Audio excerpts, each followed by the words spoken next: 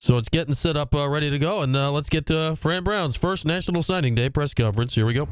Just extremely excited, thankful, all our coaches, man, all the support staff, Coach Robinson, Coach Nick, Coach Nuns. I mean, you guys just did an amazing job, and anyone else that I may forget, I'm not trying to forget you, but just each and every coach, man, you guys put all the effort in and done everything, and it won't go unnoticed. I just really appreciate you guys. And we'll take questions out by raising your hand. Please mute when you are not on for the question. Tommy, start us off. Hey, Fran, appreciate you making the time, man. Oh, my man, Tommy, what's up, man? And I know it's probably been crazy for you to pull off what you pulled off. How'd you do it? Can you hear me? Yeah, can you hear me? What's up, Tommy? We've known each other for some time. How you doing? Doing well, man. How are you? Appreciate it. I can't complain, man. Dart. That's really how. And a great staff that believed in it probably more than me. And just continue to push. And, we're getting not exactly where we want to be because we're super competitive. But I think all the guys were detailed. They held each other accountable, including myself. Relentless and just toughness. You know what I mean? And we just done that. And that's really how we got it done because everybody believes in the culture. The kids bought into the culture and, we were able to do some things. And we still got a little more to come, though. I'm not done yet. Chris? Fran, I wondered if you'd talk a little bit about recruiting a quarterback out of the transfer portal. And did you need to get the agreement that the wide receivers would come here to make it an appealing place for Kyle? Did you need him in place to get the wide receivers to come? How did you work all that out? I was just talking to him, just wanted to get Kyle to come. Kyle wanted to get back home. This was a place on Kyle's mind just as soon as he hit the portal, as soon as he hit it and it was announced that he was there. We reached out, Kyle reached back out, and then went back and forth. And we just continuously communicated and just talked to each other. And I've known Kyle since he played Little League football. So this isn't just like a fresh thing where it's like, oh, snap, let's see if this could be a place. We've known each other. He's played with our offensive coordinator's son. Coach Nuns is known to be a good quarterback coach, but I've known Kyle's father. Kyle's father and my wife worked in the same hospital. When she was finishing up her clinicals, she kind of got a chance to know them. So this wasn't just a thing that was like, oh, we should try it and go and do it. It was like, okay, Kyle wanted to come back home. And he wanted to come where he would be truly, truly appreciated and understood how good of a quarterback he is and some things. And we felt as though he's the guy that we can get to help really lead this program to where we need to take it off to so it can be a program and not just a team. And I don't think there would have been a better quarterback out there in the country right now that would have been able to come and do this for us. Thank you. Mario? Hi, Coach. Everyone sees the pictures of the Ferraris, the hibachi dinners in the Dome. Was there a big emphasis when you took the job with John Wildhack about, making a splash right away with things like this? How did that go about and happen? Well, that was just bright ideals from Coach Devin Red and another guy, Khalil, who runs our recruiting department. Those guys are just magnificent. And we wouldn't have been able to do anything without them. And those guys had all those ideals. Mine's is just honesty and dark. I'm just as straightforward. I don't have time for all that other stuff like that. That was their ideals, and they know what the kids like. They know what my son likes. So, whatever it was that we need to do, and that's just a night of excitement. But that wasn't what made everybody want to come here. They want to come here because we got really good position coaches. They want to come here because we have a great athletic director. Our chancellor's behind the program a lot. They see all the things that are being done. So that was just a little piece of it, but it had no, it wasn't why they wanted to come. They wanted to come because they got a chance to listen to the heads of our academic departments, and they hear their plan and they hear my vision of what it takes to go and be successful. So, with all the bells and the whistle, that's cool, and that's what you guys see. But when they come here, they understand and know, oh, snap, that's success. And when you can have that vision and you can see what success is already before you get to it, kids want it, and they're up to the challenge of being coached hard, being held accountable for everything that you do. So I think that's why they come. And every kid that's committed here they know that this is going to be a challenge for them. It's going to be the hardest thing that they've ever went through in their entire life. But at the end of the day, they're going to make out and be where they want to be. Thank you, Coach. Yeah. Josh? Coach Brown, I just want to know, with some of the weaknesses that you identified, from last year's roster, was there a certain position group that you prioritized, whether on the high school slate or in the portal? I wouldn't necessarily say that. I would say that it was important that we got a really good strength coach. It was important that our strength coach came in. I got a guy that I think is very detailed. He's tough. He's smart. He understands what to do. Him and both of our strength coaches, those two guys are amazing. And I think they got some assistants that understand what it takes to go be successful, what it takes to win in the fourth quarter.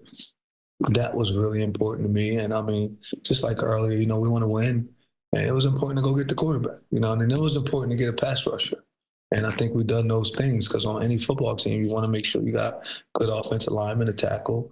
You want to make sure you got a receiver, which we went and got. You want to make sure you have a pass rusher, and then we got a quarterback. So we got all those pieces. We got the pieces that it takes to have a good football team. Got some corners, you got everything. I think we went and touched a little of everything that was needed to touch. But the main thing to me was the strength and conditioning coach. Getting Coach Chad Smith here was big. Him and Jordan Barber, we were really excited about getting those two guys. Thank you, Coach. Jesse? Hey, Coach. Thanks again for the time. Appreciate it. We got a lot of talented guys coming in here next year. Just what is the most exciting part about this recruiting class, the first one that you bring here to Syracuse? Practice. Just can't wait for practice. I can't wait to get out there and practice. I can't wait to be in the weight room just competing. Like, I want to compete. I can't wait for them to get here and understand the level of competitiveness that it's going to be. And that's day in and day out. We compete in the class. We're going to compete on the football field. And there's no time for waiting. That's the one piece that I'm excited about. I can't wait for practice. Everybody's looking for that. I don't care about the season. Season going to handle itself when it comes. I can't wait till January 16th. That's our first lift. On January 15th at 5 p.m., we got a meeting. And that meeting is going to set the tone for that first lift tomorrow. And we are going to compete.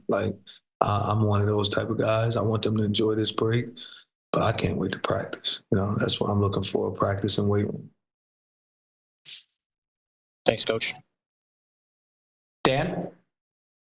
Coach, you're all about relationships and building those connections. There's people that are relationship driven and there's people that are transactional. Just what you can say about those relationships that you have built to get these student athletes to flip from where they were committed to leave the schools that they were at. Just those relationships that go beyond simply trying to tell somebody what they want to hear. It's just honesty. I think my name speaks for itself when it comes to where we're at.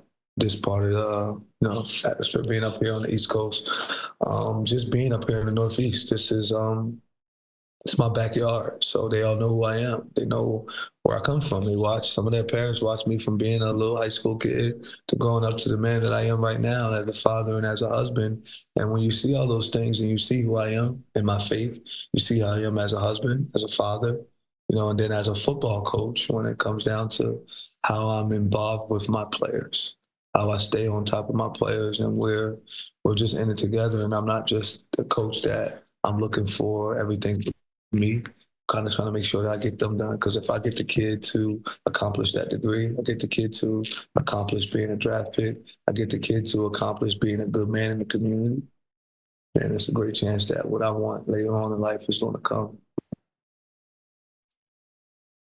Wyatt? Thanks for your time, Coach. I was wondering, I know that you've promoted both Athletes Who Care and Orange United. I was wondering if you could talk about the conversations that you've had with those groups and your general approach to NIL.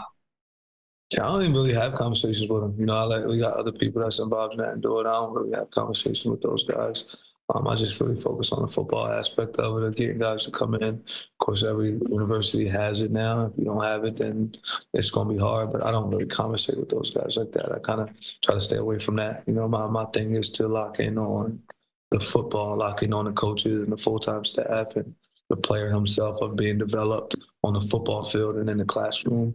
So I kind of stay away from that. We have someone that does that. That's not my area. Griffin?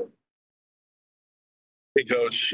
You brought a lot of talented guys into the program today, but one that really sticks out to me is King Joseph and how you were able to flip his commitment. How did that all transpire for him to now be a part of your program? Well, it started when I first got down to Georgia. I went to a camp. I took my son to a camp, and he was at the same camp, and I watched him there, and I was just seeing him move. And then when I went to Georgia, I said, there was this kid that was out there at this camp. He had on like number 35 as an Under Armour kid. I said, he was pretty good, y'all. They watched him, and we liked him there, and he was coming up and kind of went through. And, you know, he's a big recruiter. Everybody trying to recruit him. There's a bunch of stuff going on. So I kept a good relationship with him. I talked to him about life. And our relationship, it just overtook everything else. Like nothing else really mattered. With the relationship I had with him, the relationship I grew with his mom, the relationship that his mom and my wife had with each other, just, you know, because they're both were in the nursing field. So when they would come up to Georgia and talk, it was good. So then when it came time for me to come and get my own program, it was just like, yo, what's up? You know what I mean? You know what it is. Like, let's go have some fun. You're going to have a guy here that you can learn from, be with, you know, and Fidel Diggs, and you get to do all this stuff right with it. And this would be good if you guys could do this together. I think it'd be a big deal because you get to learn from a tough guy that plays football the right way, and you get to go through that right out of high school. So all that was intriguing to him, and his mom wants him to get a degree, and she knows that I'm going to be on top of him. And I know that if I'm not on him, and she gonna come and be cussing me out. So I gotta make sure that he academically stay right because that's all she cares about, all she talks about is he better get his degree. He has to get his degree. So that's where we are. Thank you, Coach. Coach, obviously you brought in a lot of your own recruits, but you also managed to maintain some of those that were committed here before you took over. Jamie Tremble, Jakari Williams, two of the big ones. What were those conversations like, knowing that they maybe were initially promised a different vision than the one you currently have for the program? And what was the conversation like keeping them on board? I just think that my vision was clear. They could see it. They understood what it was. I think Jakari will have opportunity to be the future of this program. You know, I sit there and I talk with him. Jamie's a freak show. You know, I watched Jamie when I was down in Georgia. You know, I mean, we were interested in Jamie there. So, I mean, he's just a freak athlete. He can do a lot. You know, he's going to be a tight end, but he's going to also go out wide. You know, he's going to do a lot with him. So you got to be able to use his athletic ability. I mean, you don't find a lot of guys like that. And I mean, look at his pedigree, right? You talk about his dad, his brother, his mom's athlete. I mean, the whole family's athletic, you know. So, I mean, he's just a freak show. So, you know, we were able to continue to show them a vision. The vision was clear. They understood what our tight ends coach, Coach Mike Johnson, he was our co-offensive coordinator, but he's been an offensive coordinator for the 49ers, been an offensive coordinator for the Atlanta Falcons, and them being able to understand and know he's going to be able to develop you, you know, and then you get a chance to come and learn under Arondé, who's a really good football player also. So there's a lot that we have to offer, and he's a very, very intelligent kid. So he dotted all his I's, crossed all the T's, went through everything the right way. Mom's drilled me and asked me a lot of questions, and you know, all the questions just continue to come up the right way. She's a very intelligent woman, so she can ask you the same question in 7 different ways, and you better have the same answer. So it was pretty cool with them. I enjoyed just getting to learn and know them, and we're still getting to learn and know each other. You know, we still got more time, so but I'm excited about them. Thank you. Emily? Hey, Fran, you mentioned earlier there's obviously still work to do in this class. I'm just curious kind of if there's anything in particular you're going to be looking for in the next kind of month and a half before the February signing day, or if that will kind of depend on transfer portal activity and who else maybe leaves the current roster. All I'm going to say, Emily, is I'm going to look for good football players. Good football players. They're out there. We're going to tell them what our vision is and what we're going to do here. We're going to explain Dart to them and see if they like it. But I wouldn't give you too much more. If I give you my secrets, then it wouldn't be secrets, right? So, but we're going to get good football players. I can promise you that, all right? Thank you. Back to Josh. I was kind of like what Emily is saying. There's a lot of player movement, either on your side, but also with guys, potentially sitting out the bowl or potentially ending their college career. With your recruit class, did you emphasize or did you kind of prioritize replacing guys that may leave the program? No, I just looked at the roster and seen what we needed, what was in depth, and then what were game changers. Look for what's needed and then game changers. So that's all I really did. What was needed, okay, who could be a game changer for us? Who can help us and change the game? And then go from there, So that's all we really did was just look at the roster. We know what we need. Okay, now who's a game changer? Because game changers, you got to get those guys when they come because they don't often come a lot, And we wanted to get those guys, and then we wanted program builders, guys that we believe can play football really well, but are extremely tough, and will help you build a program like Jackson Meeks. That'll be coming here as a tough guy. Can catch his butt off, run routes, do all that well, block, but he's going to show guys in that receiver room. And not saying they don't know how, because a lot of guys take everything personal, but I think he's a tough guy, and he's going to show guys how to practice. This is what practice looks like. That makes sense. So. Thank you, Coach. No problem. Bro. We're going to take a couple more for Coach. We'll start with Chris. Fran, one of the most difficult things whenever there's a coaching change is there are some people that committed to the previous coach that don't stay committed or decommit. What were your conversations like with kind of the 6 or 7 kids that chose to decommit? It was a mutual agreement most of the time. You know what I mean? Sometimes on my part, sometimes there. I'd rather not say whose part it was. But at the end of the day, it becomes a mutual agreement because we have to do what's best for them. And then I have to do what's best for Syracuse University. So, I mean, it's never a good thing for someone to not leave. My thing is I just want to make sure that they have a place to go. When I know they'll have a place to go, then, okay, y'all be cool. Yeah, we'll get them somewhere. Coaches say they'll get them somewhere. Great. You say you'll get them somewhere. I'm straight. Let's make our moves now. And then vice versa, we want to make sure we got some guys to get, but we don't worry about, they shouldn't worry if we can get a guy. I'll tell them, hey, we big boys, we'll handle our business. So I'll just try to say all those were mutual agreements. And better yet, you could say that they just wanted to leave and not want to be here for it to be, the right thing to say out of respect for everyone that didn't end up staying. Those guys went on to do what they felt was better for their career and to further along their education. Thank you. Yeah. Tommy? Fran, I've heard from, and seen on social media some lifelong Syracuse fans saying this is the most excited and invested they felt in this program since, more than 20 years, since the McNabb years. What's it like knowing that you've created that buzz and that this fan base largely matches the excitement you're feeling? First off, I didn't do it. Our staff and myself and these players that are already here on the team, they kind of created, and I just came in and jumped on and seen something and seen a way that we can go, had a different vision, and we all decided, myself, Coach Robinson, we all just got together yo, this the move, this how we got to do it, let's go get it. Let's do it this way, let's impact, let's move off of this. I got some creative thoughts, the other guys had creative thoughts, and, we got a great creative team. They do a good job of putting the picture out there so you guys can all feel like you're right there with us and taking every step of the way. So, I mean, I don't think you could ever just say this was me. I happen to sit in the seat, but there's so many people behind the scenes that are just intelligent. Like I tell them all, I'm happy you guys are all here because you guys have the IQs. I have really, really high IQs. I'm just a good decision maker. So I can use your IQs and make good decisions. And then we put this thing all together and I think we're going to have something special. Jesse? Coach, I know today is obviously an exciting day. Tomorrow, probably just as exciting with the bowl game. Just what are you looking forward to the most, seeing, kind of how this roster that as is fares tomorrow night? Honestly, what I'm excited for, I want them to go play and win. I can't wait to see Coach Nuns get another one. I mean, that's big to me because, that's my guy. Me and Coach Nuns are really, really close. We got a chance to work at another institution together. I mean, we look at it he's an Italian guy from up North Jersey. I'm from South Jersey. We got together, and like that's my man, you know. So like me and him have a really, really good relationship.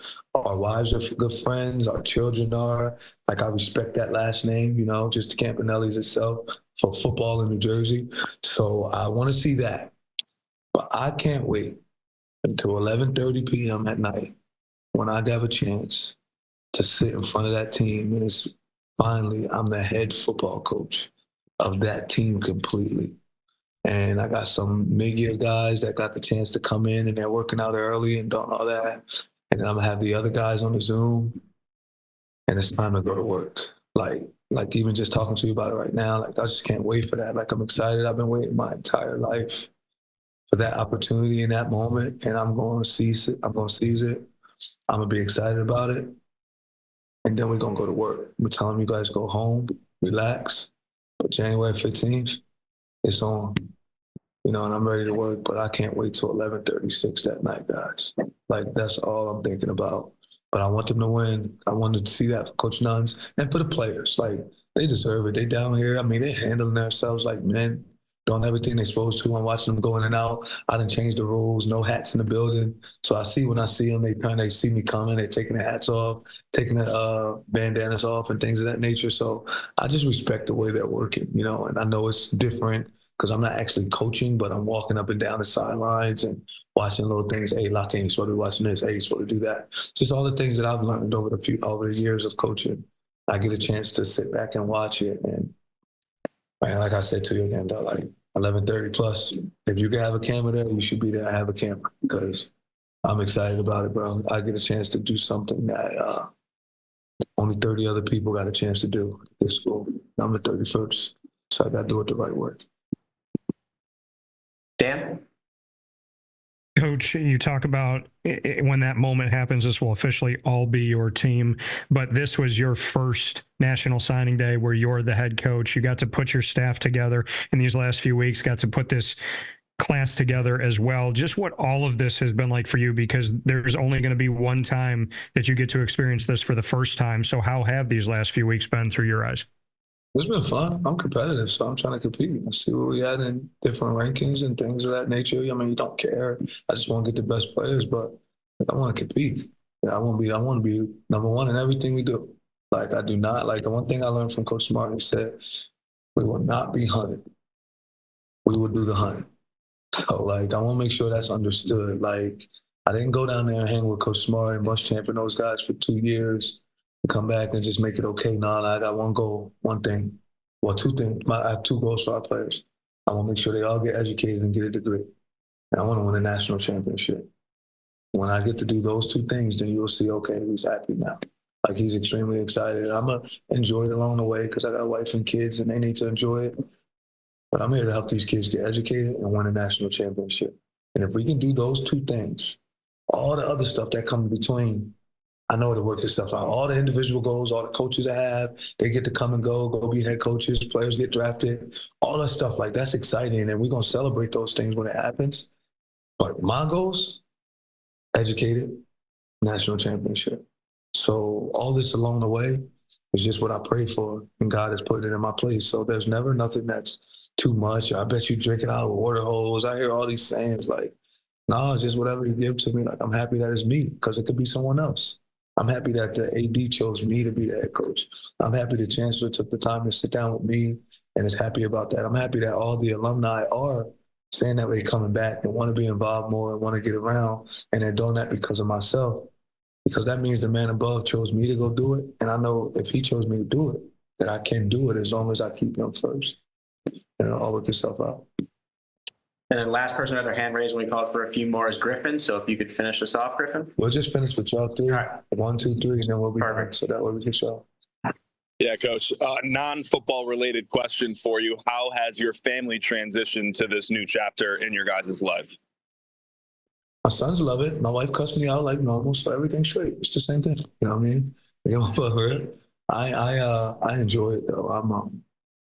I mean, they've been fun. My grandmother lives with us. My grandmother's 86 years old, so she stays with us. We got 3 dogs. I got a Yorkie, a Border Collie, and a little Frenchie. So just getting to go home. Like I haven't been able to go home. I was home with my daughter. She's been telling me every day, "Hi, Dad. I love you, Dad. Come see me, Dad." So like just hearing her say that like warms me up. But I mean, it's been fun, but I do miss them. But then I also know like it's a reason that I'm doing it, which is why I go so hard at this, because I'm not giving that time to them that some normal families get. You know, our family is a little different because I am a coach and I understand that. So I try to make sure I can give them the time that's needed. And my wife definitely tells me when I'm not and when I'm not focused. So, I mean, I hear it a little bit. I heard it once and I said, okay, let me lock in. I'm sorry. I love you. You not send that text. I love you so much. I'm so thankful for you just to kiss up so that way she don't be too mad at me when she see me. That's a good question, man. Thank you for asking me that, dog. Put up. Thanks, Griffin. Last two, Chris, then Josh. Fran, obviously, like with any coaching change, there have been a number of young men that have gone into the transfer portal. Have you talked to everybody? And do you think like we're sort of through that wave, or do you think there's another wave, to come as you have these conversations? You never know. I mean, you never know how kids feel, what they get, or it just might be a certain conversation that they think you had with somebody else and you didn't have that with me, or you never know. I mean, I'll be prepared for it. You know, I won't be the transfer portal will benefit us from here on out. Like, I'm not worrying about that. Like I told the guys when we first got here, listen, I will not be held hostage. I'm here because I can recruit. So therefore, I'm not worrying about the transfer portal like that, because if you don't want to be here, why would I try to hold you here to prolong something that's going to eventually happen, or to not allow you to be happy? You're a young man that's 17 to 23 years old and you're not happy. So that must mean something's going on up top, right? So why would I want you to stay and not be happy when you want to go on a portal, you want to do this? We need to figure it out, myself, your parents, and you. Let's all get together and let's see what's the best solution. And if staying here is the best solution, as long as we can make sure your mental is where it needs to be, then we'll do that. But if this isn't the best solution, no matter who you are, I think you need to go so that way you can have the right mental. Because if you don't have the right mental, you're not going to be good, period, for yourself or for anyone. So I don't really worry about the portal. Like, no, it's not over. Somebody's going to go in a portal again from every team. I mean, it's like, it's inevitable now. Like, they're going to go. Like, somebody going to come and try to tell me that they need more money and you need to talk to the collective for me, Coach Fran. I'm going to say I can't. I don't like talking to them. I'm not doing that. So it's going to be different things that happen, and guys going to want to go in the portal. And then it's going to be other guys that want to come. At the end of the day, we're going to coach the guys that's here. And we're going to coach them extremely hard and have fun doing it. And they're going to have fun and we're going to win. So if you want to win, come to Q's. Thanks. Josh, if you could finish us up. First, Coach, I want to say I'm gonna speak for everybody and say thank you for being so transparent and amenable with your time. You know, I think we all really appreciate that. Having been through a coaching transition myself at the D1 level, how has it been for you implementing your culture, talking about the no hats, no do-rags in the building, in the football program, but also as you've been intentional about the community at large? I mean, it's been cool because Dart is our piece, right? So, you know, detail, accountable, relentless, and tough. You know, we sticking with that. That's what it is. We won't bend. You know what I mean? We won't break on that at all. So are you committed? Do you care? Can I trust you? I'm always asked those three things about everything. You know what I mean?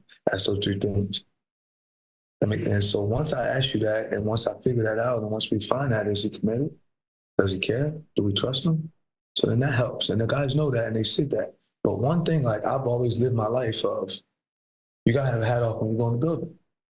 You can't have on a do-rag, a wave cap. You can't have that on when you go in the building. You know, there's certain things that you just don't do. So like some of those don't do's is like me and my wife and all of us sit down and eat. When I eat, I won't drink until after I'm done all my food, because that's how it was when I was little. And I'm just programmed that way. So like I'll eat all of my food first and then I'm gonna drink my juice or drink water. Because if I didn't eat all my food when I was younger, I wasn't getting no juice. So it's just kind of like what the rules were, and I'm just kind of following the rules. Like, hey, you can't be in a hat in the building because I want you to get a job and I want you to know how to do certain things in the real world where it goes that way. And why am I so detailed about practice? Because Kirby Smart told me that winning is in the details. So I pay attention to all the little details, because all the little details is what helps me get in the championship. And I got a national championship ring, which most people don't have, a SEC championship ring, which most people don't have, and been able to do that. So the culture isn't hard to install. You just got to be consistent, because all I know is my culture. I don't know what their culture was. I just know you're not following my culture. Yeah, I don't really care about what it was. Don't tell me anything bad about your coach, because I think he was a great man and he brought you here. What I care about is you're not following Dart. And at this moment, I don't think you're committed. I don't think you care. And I can't trust you. So I won't change on that. But I'm going to be just as cool as they are. Like right now, I got this whole little Gucci belt on. I'm sitting here chilling. I'm going to wear the same things you wear. We're going to have the same mindset. But when you disrespect Dart, we got a problem. Thank you, Coach. I think everybody's living the same life, about eating all your food before you drink your juice. So I appreciate that. Hey, well, y'all be safe. Listen, man, I appreciate you guys coming on here, especially today, and having me. We have the opportunity to come on here. I will hope that y'all need to talk to Coach Robinson, Coach Nick, like Coach Ross. There's a bunch of guys on my staff that are really out there. And Nick, I think Nick's going to be probably the best recruiter in the country I've ever been around. Nobody that's just as much energy and enthusiasm as he had. So if y'all get an opportunity, guys, I'm letting y'all know now, I want more guys to communicate with other guys on my staff. That's open to be able to do that as long as it goes through our guy here, Tyler. Everything go through Tyler. You guys are open invite to be able to communicate with those guys, because I want to get their name out there. I want to get their voice out there. It isn't just about the head football coach, because they're trying to make me to a minimum. So make sure we do that. And you guys have a great holidays. Merry Christmas. Happy New Year's. And y'all be safe, okay? Merry Christmas, Fran. Coach, Thank you, Coach. Thank you, Coach. Same to you.